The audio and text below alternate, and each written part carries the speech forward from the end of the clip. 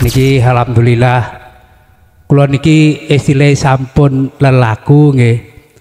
Nggih katakan sampun berhasil. Tapi kula dereng nate baiat. Namung niku mawon. Mekaten matur nuwun. Assalamualaikum warahmatullahi wabarakatuh. Semuanya itu Allah gitu. Terkait napa taat, maksiat, napa malah tunggalnya bau balak nikmat niku wau. Lah terus lek niku Gus napa niku maksiat niku wau niku terus pripun? Terus umpami ngeten kula nggih, kula saya sendiri. Saya niku Gus belajar zikir sirul asrar gitu. Lah niku semuanya Allah, kita nggak punya apa namanya keinginan. Lho kadang-kadang kalau tasik ngamuk-ngamuk niku pripun Gus? Niku semua pelaku Gusti Allah. Lah kadang kalau tasik emosi niku lho Gus. Nggih wonten cerita sufi ingin menceritakan ceritanya ngeten. Suatu ketika ada yang bertanya kepada Rasulullah, "Ya Rasul, apakah engkau Tuhan?" Rasulullah menjawab, "Bukan. Aku Arab tanpa huruf ain. Berarti aku Rob." Nah, suatu ketika ada yang bertanya lagi kepada Rasul, "Ya Rasul, apakah engkau Tuhan?" Rasulullah menjawab, "Bukan, aku Ahmad tanpa huruf mim." Berarti Ahmad tanpa huruf mim kan berarti aku Ahad. Pun ngoten mawon. Wassalamualaikum warahmatullahi wabarakatuh. Nyuwun sewu Gus niki tanglet bab salat. Kalau ningali wonten YouTube niku ustad niku ngendika ngeten. Salat kuwi lek Fatihah ora bener ora ketampa ngoten. Lah padahal kathah tiyang sing nglampahi salat tapi mboten saged maos Al-Qur'an. Niku mawon hakikate tesepundi. Assalamualaikum warahmatullahi wabarakatuh. Waalaikumsalam warahmatullahi wabarakatuh. Makna dari baiat secara lugat itu adalah dijanji. Baiat itu janji. Tapi saya tidak mengambil dari secara lugat. Saya mengambil dari maknawiyahnya. Bukan lafdiyah tapi maknawiyah. Apa? Menyambungkan talinya ruh pada Allah yang sering keputus. Yang keputus dining nafsu, akhirnya hati ini lalai datang Allah dengan bentuk nggak ada rasa keakuane Allah kang segala-galanya. Nah ini disambung. Lah Allah nyambung itu tidak harus secara dohiriyah jenengan kepanggih kula terus baiat mboten. Nyun sewu. Allah bisa menyambung sebab senyambung itu bukan saya makhluk tapi Allahnya. Nah, Allah menyambungkan tali tersebut bisa jadi Allah lahirkan secara dohir lewat saya.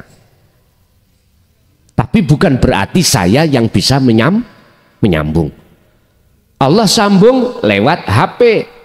Berarti jenengan nyetel konten khusus baiat lewat itu bisa. Dan atau sampai nggak pernah kedua-duanya itu, tapi ati sampean iku ujuk-ujuk tiba-tiba paham dzikir sirul asrar dan jenengan bisa ngelampai, berarti itu sudah baiat.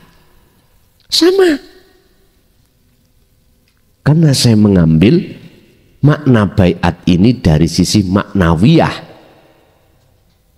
Apa? Menyambungkan tali. Talinya roh pada urip lewat rasa tadi. Jangan khawatir. Apakah sah? Sah ing mungguh Allah. Neng ing mungguh manungso banyak yang berkomentar, baiat kok nang HP. Baiat iku nangane mursid kudu ketemu akhirnya jenengan iki gak sadar terjebak pemujiannya, penghambaannya terhadap makhluk mursid. Nek ati sampean iku masih terjebak pemujaan, pemujian, penyembahan terhadap makhluk berbentuk mursid, nyun sewu. Nyun sewu. Jenengan sampak bungkuk nggak bisa khususiyah khalwat jenengan iku bisa wusul nang Allah, nggak bisa.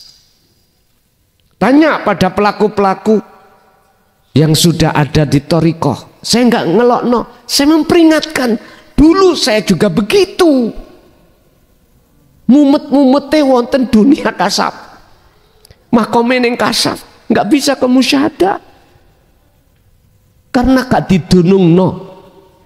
Dzikir sirul asr di tengah-tengah dzikir sir atau dzikir nafi isbat atau dzikir jari nggak didunungno. Jadi mulai kayak gilingan gandum diumetno khimar. Dari sini balik sini maneh, sini balik sini maneh. Seperti itu. Kena tak kandani monggo, gak kena muring-muring ya monggo. Sing loro hati ya awakmu dewe. Wa ma arsalnaka illa mubasysyiran wa nadhiran. Rasulullah diperintahkan ning dunya itu, Pak, hanya mubasysyiran, untuk memberikan penjelasan kabar apik bagi wong sing beriman, wa nadhiran, memberikan peringatan pada mereka yang ingkar. Jadi Rasulullah nggak ada hak untuk memaksa kepada umatnya mengikuti beliau, tidak boleh. Mubasysyiran wa nadhiran, hanya itu, menyampaikan saja. Jadi mboten napa-napa, Pak. Jadi keilmuan sampai di mata Allah sah. Tandane pundi kalau sah? Sambungi roh menyang Allah, urip kelawan rasa iku wis jalan, ya niki pun sah. Tondone maneh, kalau orang hatinya sudah ada di situ, gak gampang, mohon maaf, gelisah, gak gampang susah, gak gampang khawatir ngadepi opo persoalan dunia, baik yang bala, nikmat, taat, maksiat, nyantai, karena sudah tahu dalam hati lewat pangrasa bahwasannya yang berperan hanyalah Allah. Lanjut.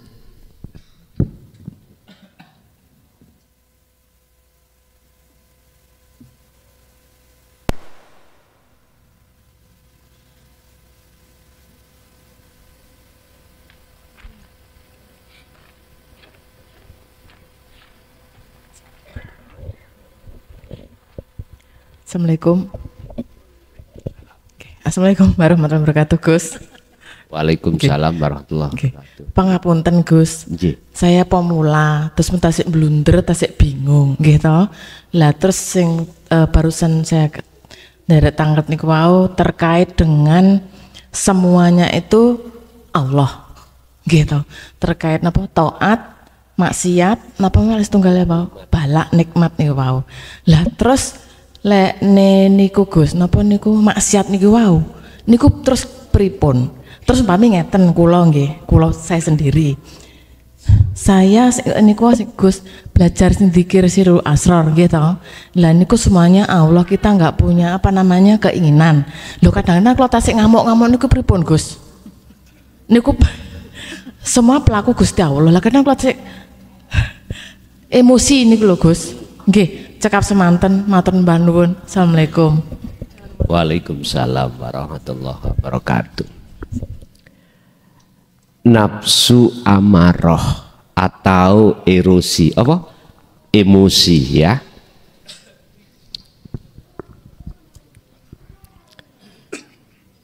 Nafsu amarah.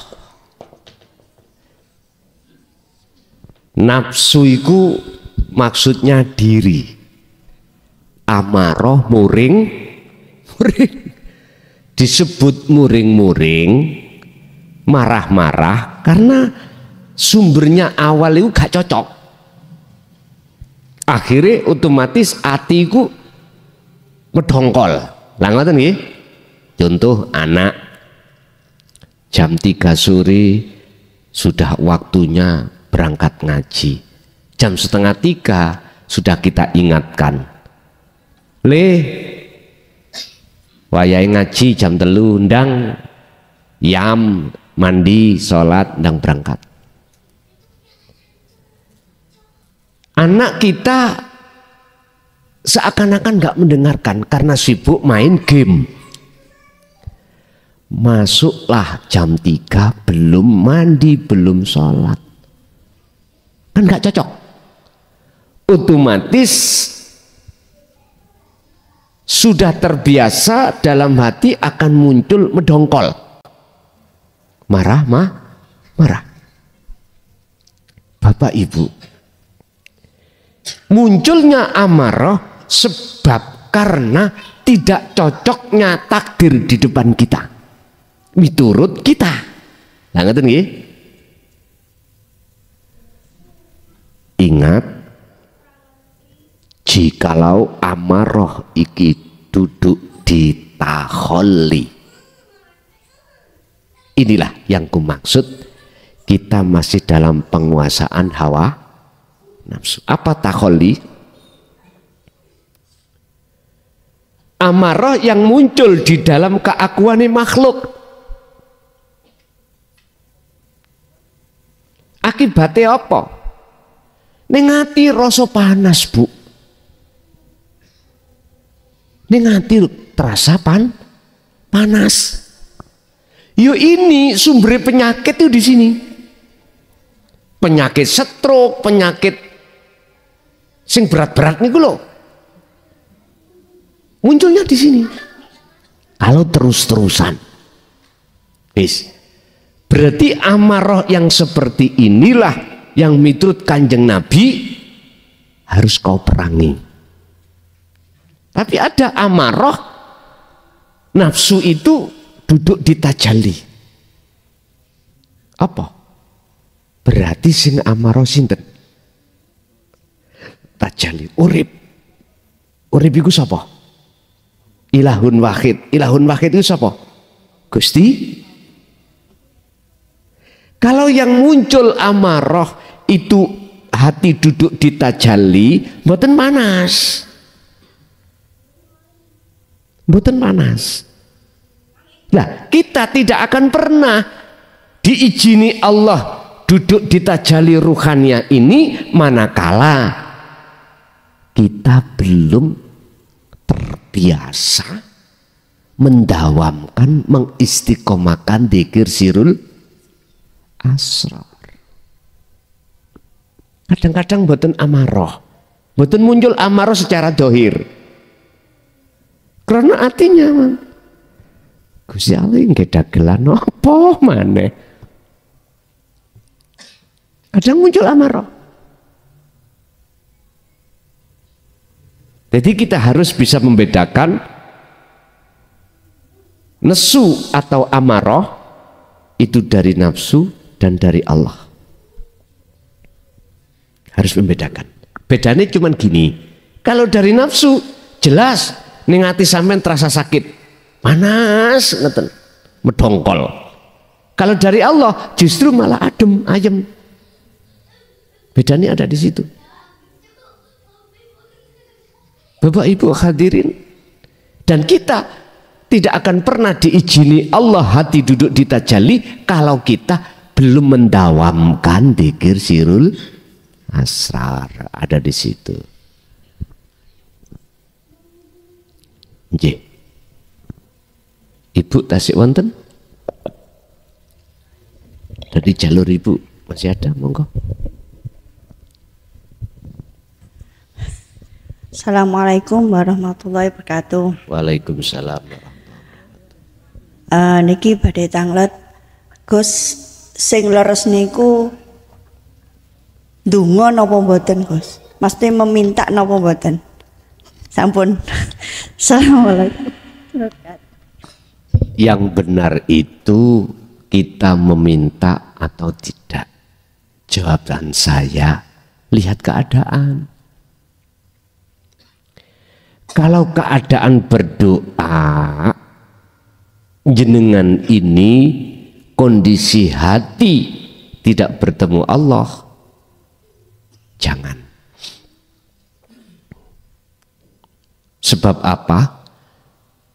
Nanti nilai doa sampean itu akan ngatur Gusti Allah. Minta sampean itu di mata Allah terkesan menjadi nilai ngatur Gusti Allah. Padahal Gusti Allah nggak gelem diatur menungso. Apa tumon Mbak nyun sewu? Patung iku ngatur sing duwe patung. Mboten tumon nggih. Boleh berdoa bagus manakala sikone memungkinkan. Artinya sikone memungkinkan sesuai ketika jenengan berdoa, kan dalile kan wonten Pak, ud'uni, lha ngoten nggih. Ud'uni astajib lakum. Yang banyak manusia nggak memahami gitu kalimat sini gini. Ini menyimpan mutakalim wahdah terhadap ilahun wahid, itulah yang tidak banyak manusia mengerti.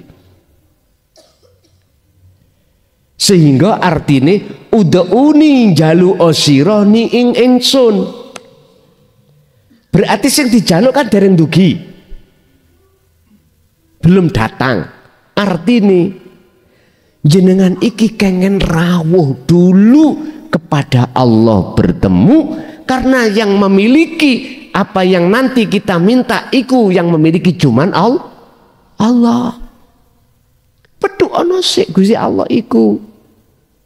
Nek wis kepethuk gak mungkin jenengan bisa mengatakan isi hati sampean permintaan, karena Allah sudah tahu apa isine ati jenengan.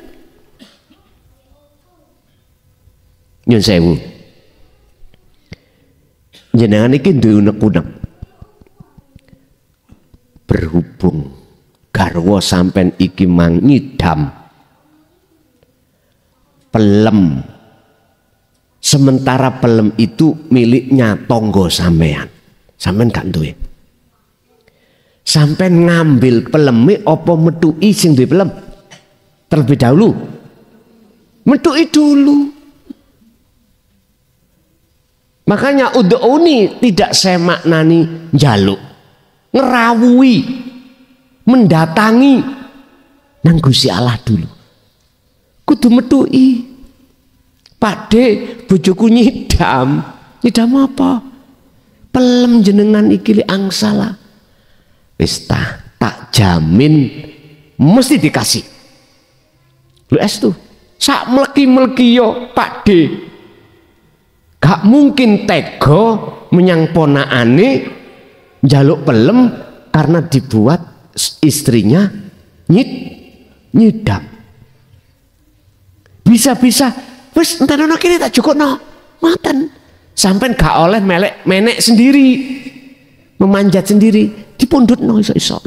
Tapi coba gak ngomong Pakde, langsung sampeyan ketepil. Atau sampeyan bawa watang. Geradak genter. Pakde tahu dilihat dari korden. Sopo ndelok iku? Gak ngomong. Pakde akhirnya ngomong maling. Lah ngoten nggih? Nyolong itu. Ternyata ada doa yang bernilai mencuri di mata Allah. Karena kita tidak terlebih dahulu bertemu terhadap Allah secara hakikat loh ya, bukan secara syariat. Terus caranya bagaimana bertemu Allah? kondisi sampean iki ana butuhe. Contoh mae lara. Ya Allah, ati sampean iki sambungno menyang urip ning awak sampean, sambungno.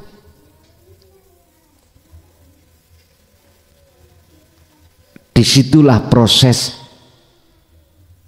ke alam kefanaan itu mriku. Otomatis sampai tidak terlepas dari sistem dzikir sirul asrar. Terus akhiri ning ati sampean iku sudah kefanaan diri jenengan, kefanaan semuanya. Berarti kehendak waras mau kehendak sinten? Udah. Mari udah. Jenengan di rumah tangga banyak yang namanya hajat. Hajat. Entah hajat apa ae. Cara di tengah keluarga kita pekerjaan kok sepi, ngoten nggih. Udah. Melihat keadaan anak istri nggak ada yang dimasak. Jelas orang laki-laki mikir suami. Udah. Alladzina yadhkurunallaha qiyaman wa qu'udan wa 'ala junubihim. Boleh dengan berdiri, boleh dengan duduk, boleh dengan berbaring. Sawano ing ngersane Allah. Depno ati sampean menyang urip. Ojo didepno ati menyang apa sing dikarepno yaiku penggawean. Ojo. Cukuplah hati sampean madhep nang ilahun wahid, dan ilahun wahid sudah ngerti nek sampean iku penggaweane sepi. Wa may yattaqillaha yaj'al lahu mahrajan wa yarzuqhu min haitsu la yahtasib. Saya pastikan akan datang. Quran ini ngoten nih. Tergantung kita beriman atau tidak, terserah. Tapi bagi orang-orang yang sudah paham tentang bagaimana cara untuk bertemu Allah, nggak ada sedikit pun serambut pun ingkar nang Allah, nggak mungkin. Wa yarzuqhu, dan Allah akan memberikan sesuatu itu datangnya tanpa disangka min haitsu la yahtasib.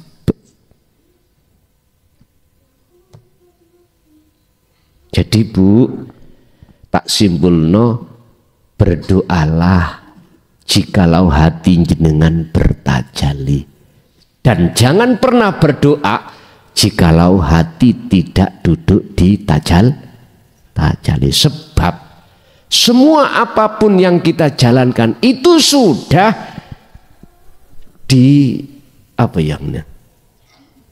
di kotak-kotak Allah, ditentukan Allah sendiri.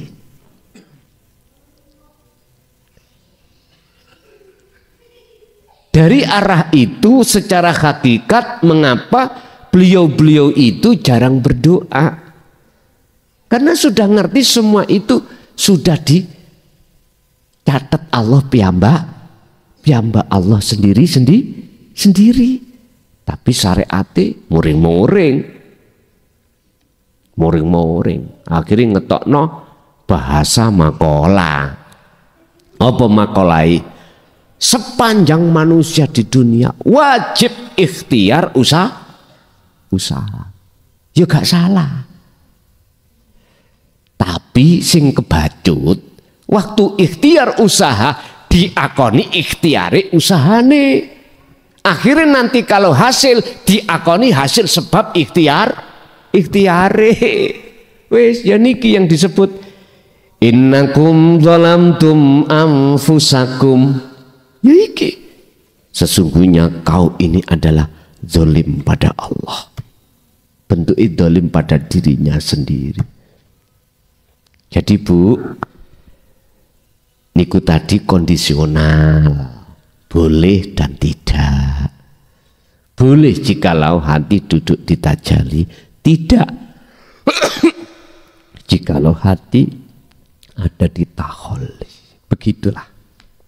Oke. Bapak ada lagi. Sekarang ganti Pak Mungkin Bapak ada, kalau nggak ada Ibu.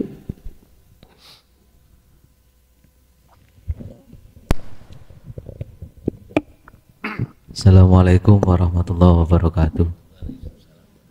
Dari penjelasannya Gus, niki wonten cerita sufi yang menceritakan ceritanya ngeten. Suatu ketika ada yang bertanya kepada Rasulullah, "Ya Rasul, apakah engkau Tuhan?" Rasulullah menjawab, "Bukan. Aku Arab tanpa huruf ain. Berarti aku Rob." Nah, suatu ketika ada yang bertanya lagi kepada Rasul, "Ya Rasul, apakah engkau Tuhan?" Rasulullah menjawab, "Bukan. Aku Ahmad tanpa huruf mim." Berarti Ahmad tanpa huruf mim kan berarti aku Ahad. Pun ngoten mawon. Wassalamualaikum warahmatullahi wabarakatuh. Waalaikumsalam warahmatullahi wabarakatuh. Itu sebetulnya adalah isaroh. Ketika saat muncul aku, dalam hatimu itu maksudnya bukan aku makhluk, tapi aku Allah.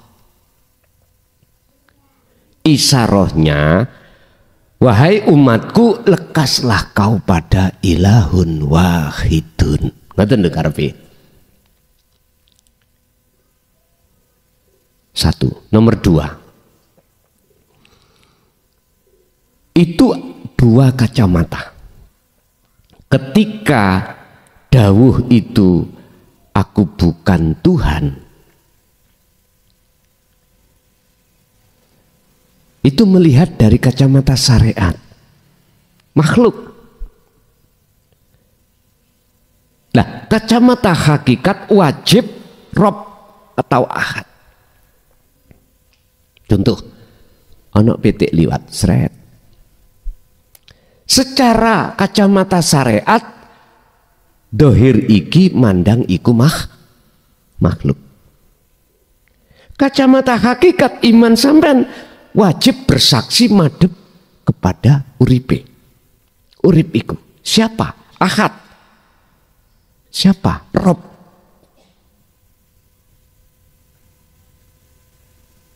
Ini bisa dilakukan bagi mereka yang duduk di sistem wasilun. Dohire ngomong aku, penerimane wong-wong iku makhluk. Tapi sing ngomong ruhani aku Allah, tapi gak ditokno secara dohir aku Allah. Lah ini. Tapi ada yang diletakkan di khos. Apa keaguan jero al-haq itu dikeluarkan. Ana al-haq la fi jubati illallah. Saya adalah Allah. Dan di dalam jubahku iku gak ono sapa-sapa kecuali Allah. Iki dikeluarkan. Ini ketika didengarkan oleh orang awam, Pak, atine jempalian. Tahu jempalian? Hatinya bingung, gelisah. Loh, Al-Khalat ngaku-ngaku dadi pangeran. Padahal itu salah, gak gitu.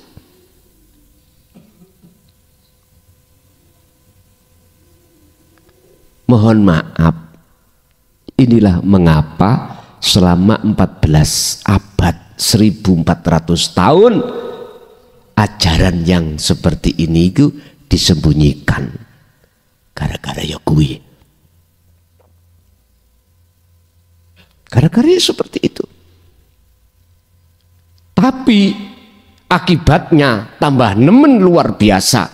Kita sebagai umat berlaku dolim pada Allah. Bentuknya napa? Ning ati muncul rasa keakuan diri yang wujud sebab diwujudkan, keakuan diri yang punya kehendak, keakuan diri yang bisa ini bisa itu, akhirnya kita ngaku.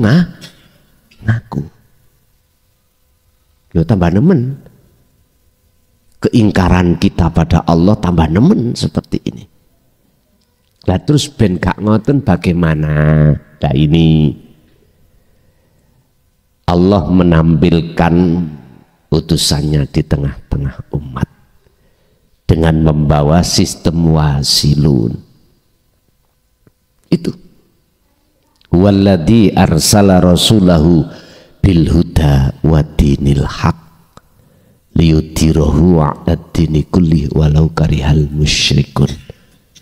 Walaupun banyak umat yang membenciku, tetap saya proses mulai awal.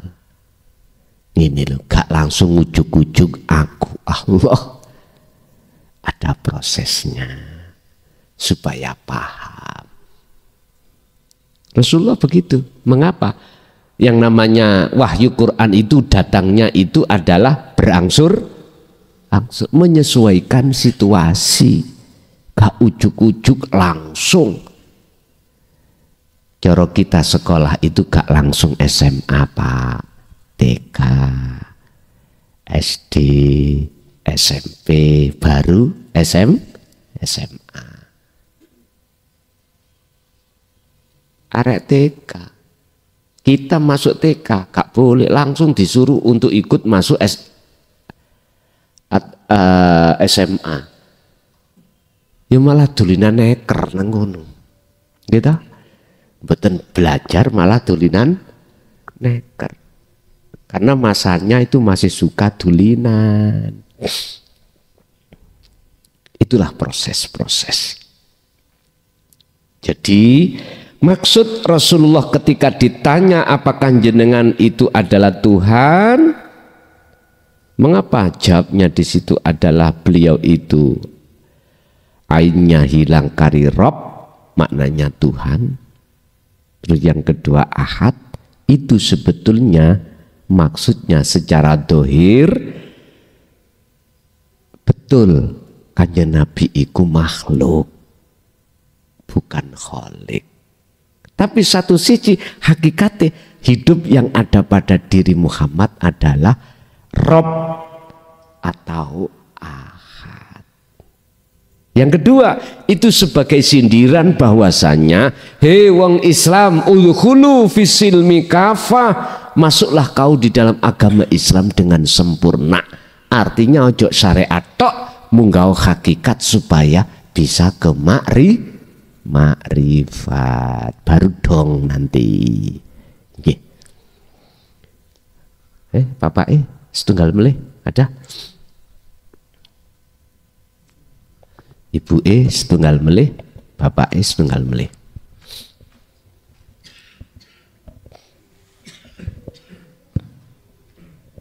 Assalamualaikum warahmatullahi wabarakatuh. Waalaikumsalam warahmatullahi wabarakatuh. Nyuwun sewu Gus niki tanglet bab salat. Kalau ningali wonten YouTube niku ustad niku ngendika ngeten. Salat kuwi lek Fatihah ora bener ora ketampa ngoten. Lah padahal kathah tiyang sing nglampahi salat tapi mboten saged maos Al-Qur'an. Niku mawon hakikate tes pundi? Nggih. Assalamualaikum warahmatullahi wabarakatuh. Waalaikumsalam warahmatullahi wabarakatuh. Mengapa di dalam hukum syariat mengeluarkan makalah sing ekstrim seperti itu? Gitu.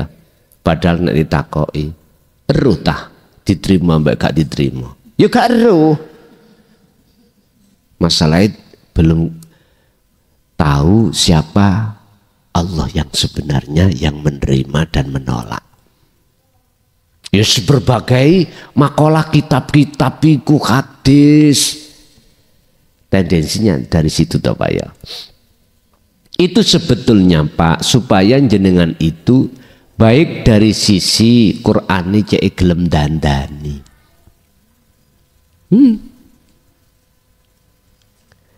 Kalau sudah ditandani dari makharijul hurufnya itu atau tajwidnya ben bener. Tapi kalau dilihat dari sisi hakikat beda maneh. Jadi nek cara syariat saya sih nggak menyalahkan. Karena memang keterangannya seperti itu. Kalau memang seperti itu, nggak ada yang diterang. Wong sholat gak iso maca Quran. Bismillah dibaca besemele. Apalagi beliau-beliau itu yang punya penyakit stroke, gak teteh nih loh. Ngomong rok itu gak iso. Oh, lah wong pelat. Ya. Terus kalau toh memang seperti itu, terus bagaimana? Oke, kita angkat kacamata hakikat. Hafidhu ala sholawah wassalatil wusta. Al-Baqarah 238. Wa qumu lillahi qanitin ay khashiin. Salat itu akan khusyuk bertemu Allah manakala ruhaniyahmu itu juga salat daim. Ruhaniyahmu itu ya kudu salat. Kudu salat. Di dalam Al-Qur'an itulah maksudnya wassalatil wusta. Itu. Baru bisa khusyuk. Kalau kita bicara salat diterima atau tidak sederhana. Nek gak khusyuk ya ditolak, nek khusyuk diterima. Pelanggarane khusyuk bertemu Allah. Udah, hanya itu. Sebab wong sing diwastani sah bertemu yang diwastani sah madhep wong iku bertemu ambek sing tidep. Jenengan tak undangi. Undangan bahwasannya anak kecilku sunat, undangan khitan. Jenengan ya roh sapa sing ngundangi, ya alamati ya ngerti, tahu. Sampeyan berangkat. Terus jenengan ketemu kula. Berarti jenengan iki sah memenuhi undangan saya karena bertemu.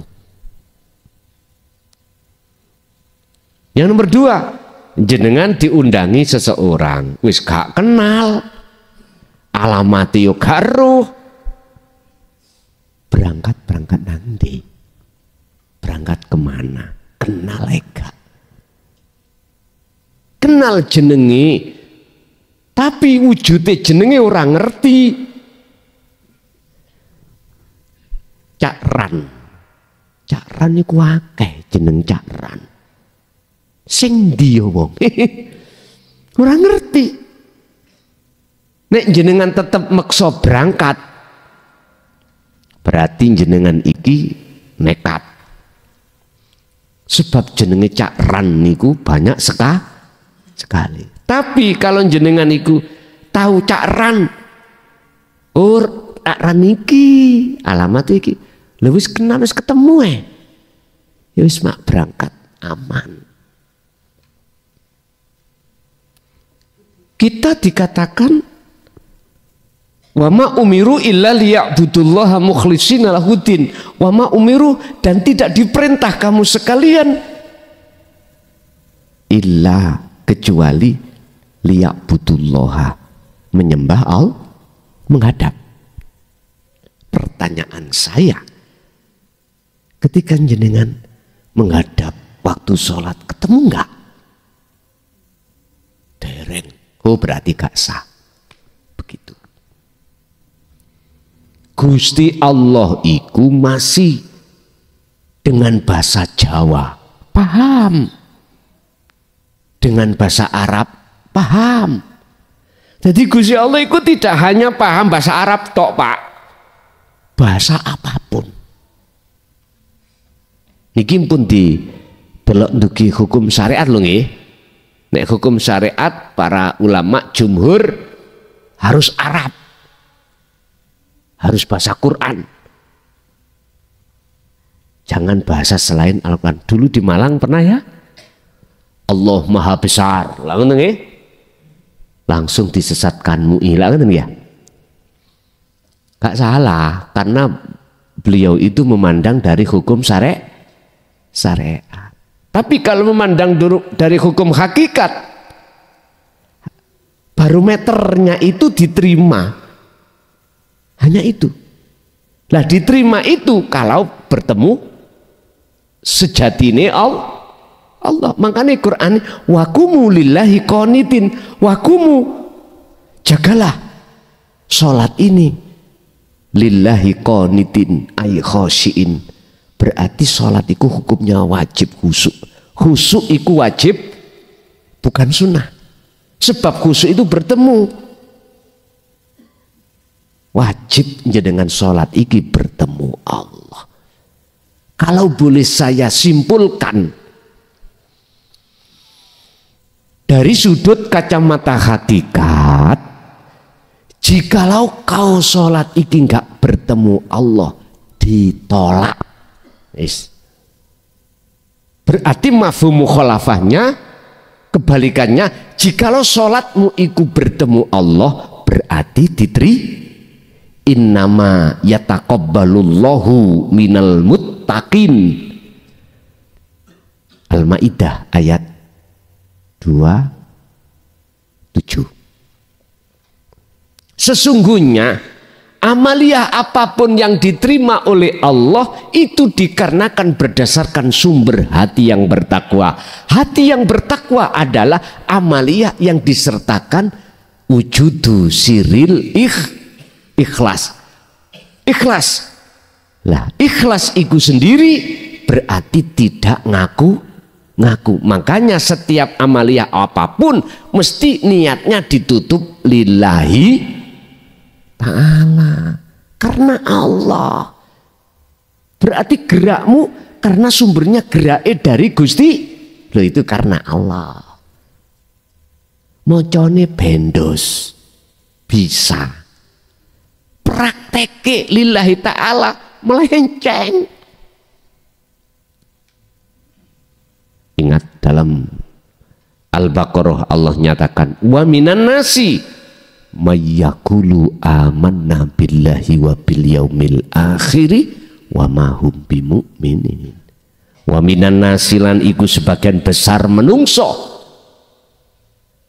man utawi ana wong yakulu kang ngucap sapa man, ngucap ngene, amanna billahi wa wa minan nasi mayyakulu amana billahi wal yaumil akhir, aku beriman pada Allah dan beriman pada hari akhir.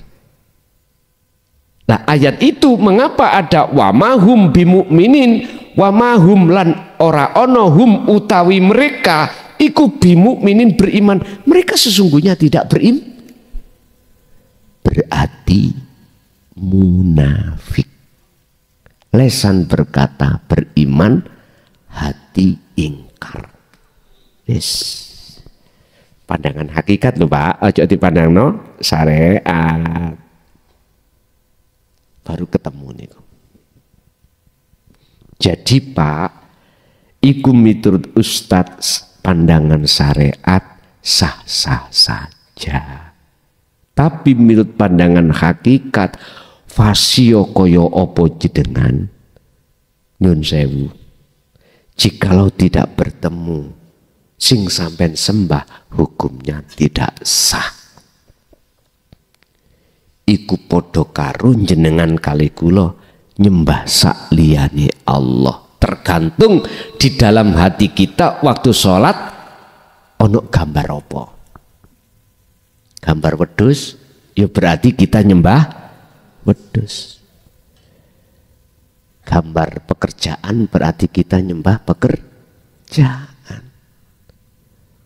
Gambar wong wedok sebab bar oleh kenalan ya berarti nyembah wong wedok. Gambari surga berarti nyembah gambari pahala. Sebab sholat kita itu golek pahala. Yo nyembah ya wis maknane dhewe. Kayak apa? Aku dijak debat iku pusing, mending tak tinggal rokokan. Nyapa? Percaya monggo, gak percaya ya monggo. Begitulah bab masalah sholat. Ibu, tinggal satu. Monggo.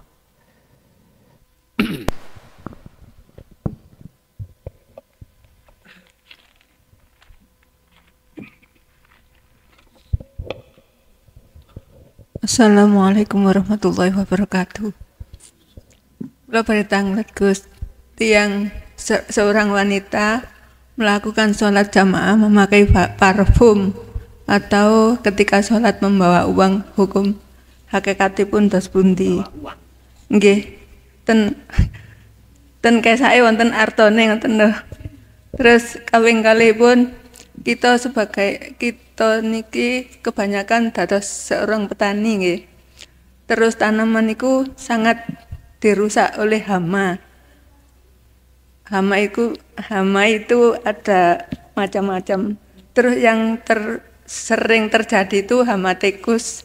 Terus saumpami kados petani niku membasmi hama tikus niku hukum hakikate dos pundi ngoten.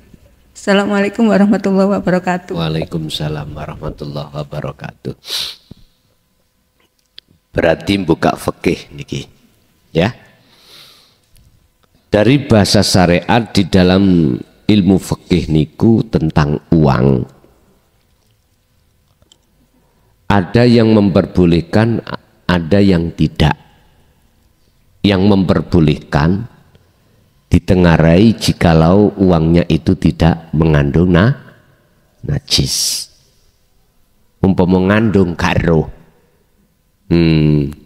Uang ini kan berputar, Pak. Kadang dikecoki arek cilik, kadang dikecoki pedagang itu tangane najis dan lain sebagainya.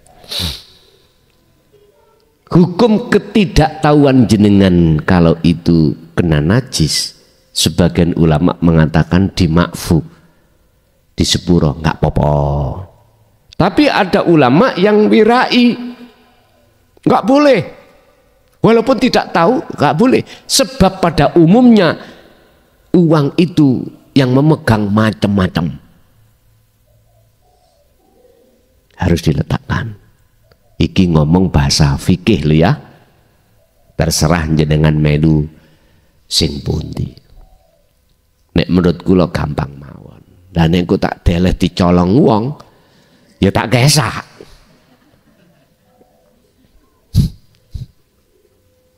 Iki bahasa fikih li ya, bahasa fikih. Sama dengan dahar itu, Pak. Ulama sing wirai ora gelem, Pak, tidak mau makan yang tidak tahu prosesnya. Apalagi ada kaitannya dengan sesembelihan ayam, kambing, sapi, nggak mau kalau tidak tahu. Kok ndang-ndang PT iki dicepit no lawang. Akhirnya dia nggak mau. Dia tidak mau makan jikalau tidak dari masaknya sendiri. Ada kiai sing wirai ngoten. Jadi mangani ya ning omah. Nek lunga ya bontot ngoten. Enggak mau ke warung, khawatir wis terlepas dari ikan-ikan, airnya najis apa gak ya? Sampai di situ ulama sing wirai ku ngoten. Enggak mau. Bajunya aja enggak mau pakai baju najis, selalu suci. Dan ini juga penting juga. Faktor toharatul badani, toharo badan dijaga. Tapi kok mentingno toharo jopo, jerone kok gak yo dipentingno, eman-eman. Sing terpenting itu fitrah toharoh, sesuci ruhannya dari syirik. Tapi niku proses rapopo. Wis. Kalau kita memandang hukum hakikat, mandangnya hakikat itu adalah perbuatan yang dilakukan ruhaniyah. Enggak menghukumi uang boleh dipakai, dikesak apa enggak. Cuman pertanyaannya, ruhaniyahmu, hatimu tadi kemana? Hanya itu hakikat itu. Mempertanyakan keadaan ruhaniyah. Hatimu tadi waktu sholat lali apa eling nang Gusti Allah. Hanya itu. Wis gak membahas bajumu iku mau najis apa enggak, enggak bahas. Atau ngesak uang atau tidak, enggak bahas itu. Itu hukum hakikiyah.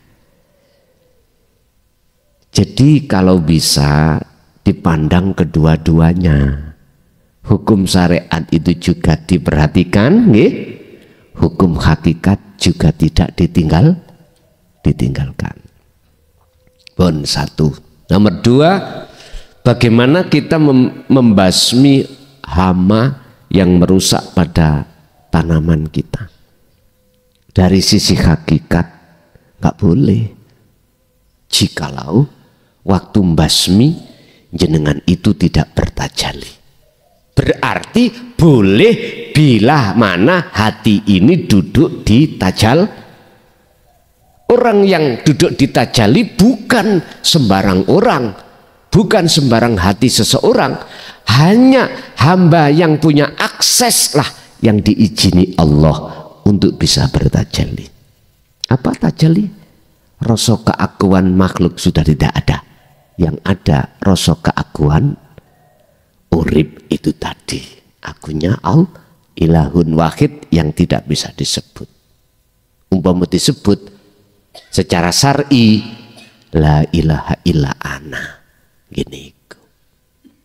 Bapak Ibu hadirin jamaah rahimakumullah, itu apa pada malam hari ini yang Allah berikan pengetahuan ilmu tasawuf, semoga menjadi ilmu yang bermanfaat barokah terhadap keluarga kita ila yaumil qiyamah. Lahumul Fatihah.